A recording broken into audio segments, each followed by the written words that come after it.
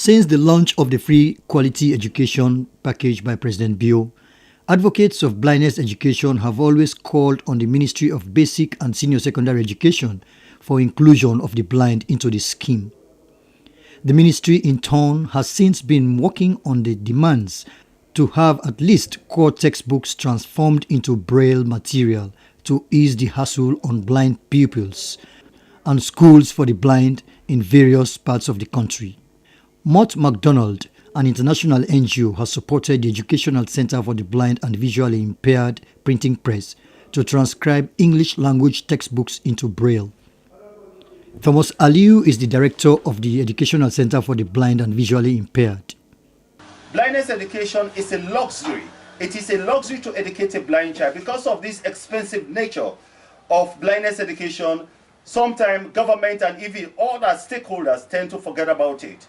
And through advocacy, we have really informed the government to see reason to ensure that blindness education is also brought in terms of the free education, but they are still dragging their feet and it's still at a snail pace.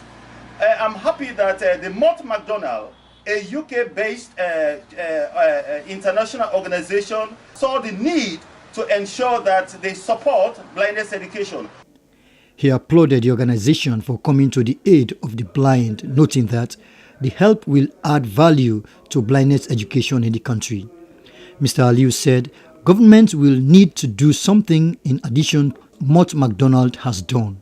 The reason why it is sometimes difficult to cater for the blind, according to the Vice Principal of the Educational Center for the Blind and Visually Impaired, Daniel Bakima, is the cost involved and the time it takes before transforming the imprint into braille.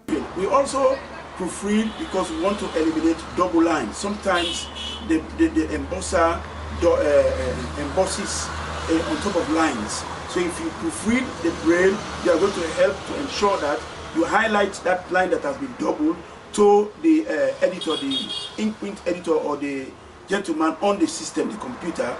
He raised concern of the inadequacy of the braille books. As he says, the population of blind pupils in the country is so huge that more books will be needed to impact them more. Suriba Samura, SLBC News, Freetown.